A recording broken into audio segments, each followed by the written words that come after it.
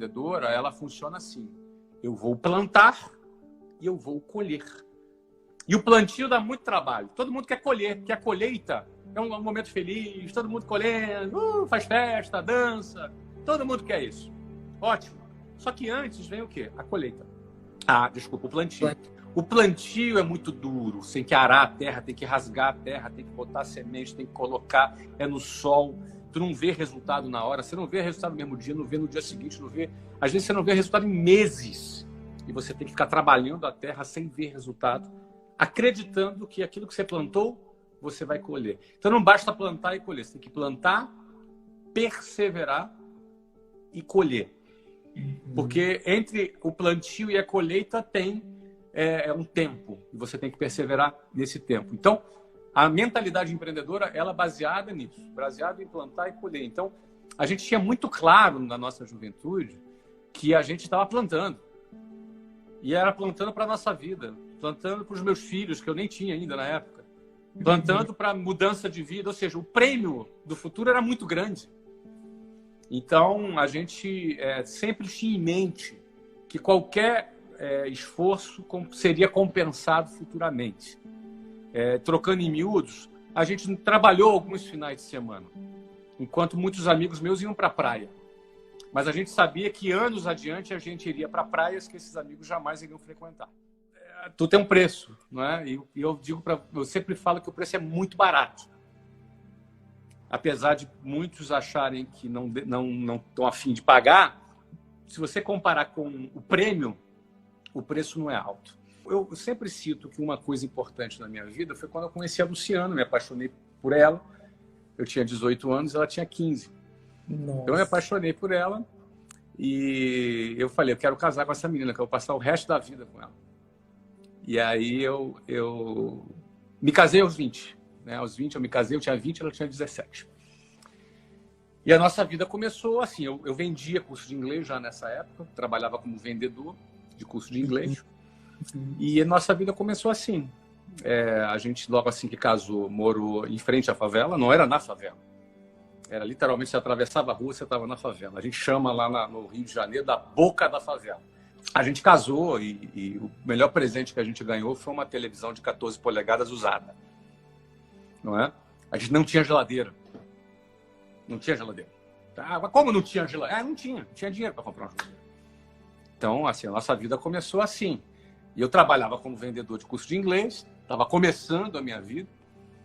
Só que eu acho que quando eu me casei, que era uma coisa que eu queria muito, Luciana queria muito, assim, eu ganhei mais força, ganhei mais foco, e aí a gente começou a construir a nossa vida. E eu cresci dentro dessa empresa, trabalhei 4 anos nessa empresa, entre 1991 e 1995. Quando eu saí dessa empresa e abri a WhatsApp.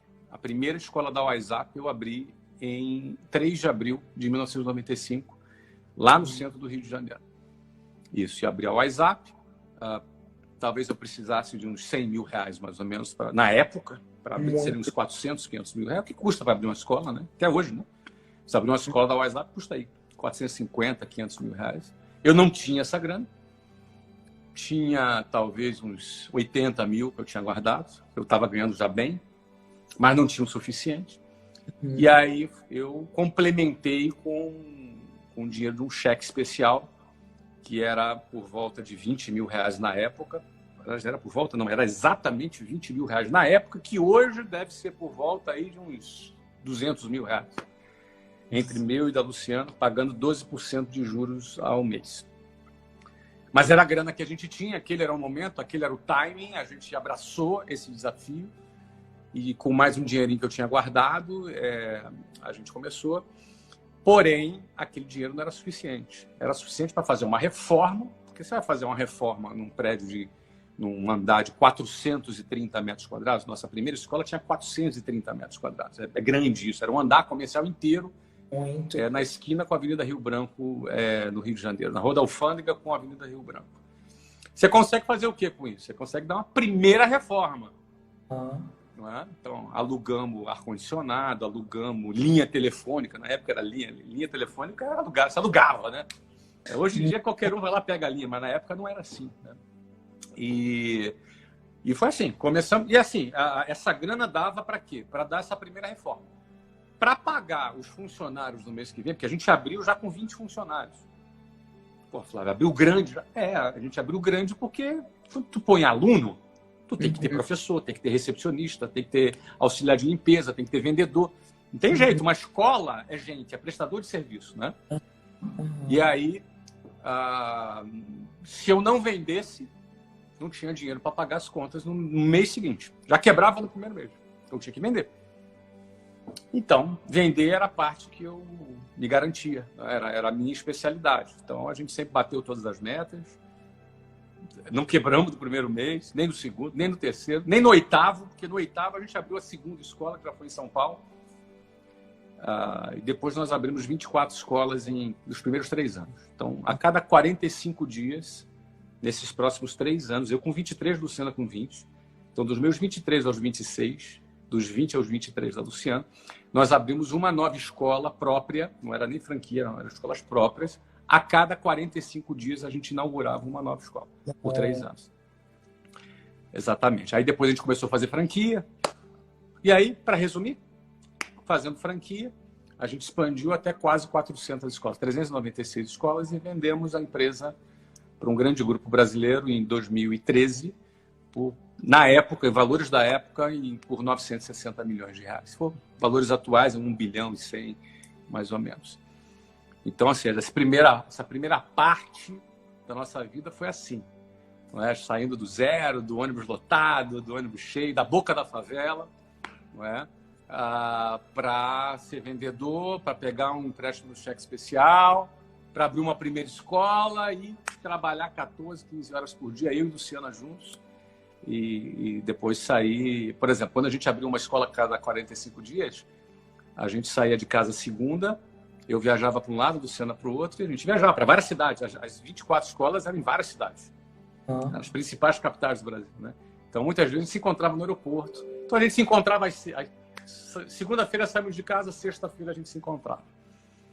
E a gente era muito jovem, então a gente sabia que aquele era o momento da gente fazer uma pegada, aquele era o momento da gente pagar o preço para construir o nosso futuro.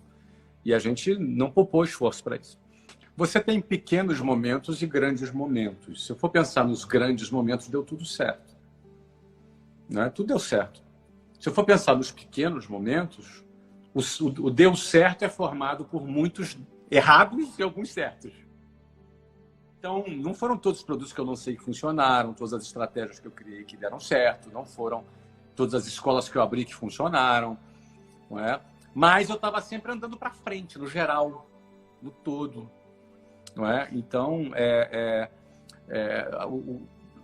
se a pessoa, às vezes a pessoa tem aquele pensamento positivo, que é assim, não, vai dar tudo certo. Eu não gosto disso. Porque não vai dar tudo certo. Vai dar errado, sim. A gente vai receber mais não do que sim. A gente tem que perseverar, porque o que vale é o sim. Às vezes você recebe 5, 6, 7 não. Mas aí você vai lá e tem um sim. Aquele sim compensou os 5, 6, 7 não. Então, a vida é feita de mais não que sim. Nada é fácil. Mas o que faz a gente conquistar o prêmio é a nossa perseverança até chegar no prêmio. Na mentalidade empreendedora, eu costumo dizer que a palavra até é uma das palavras mais importantes no dicionário de quem quer empreender.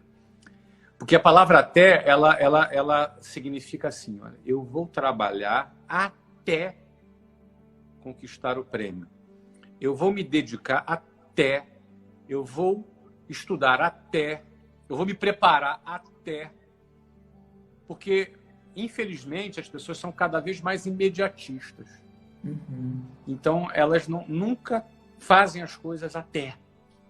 Elas fazem quando tomam, não param. Elas desistem. Elas não se acham capazes. Elas duvidam da sua capacidade. Elas questionam se era aquilo mesmo que deveria fazer.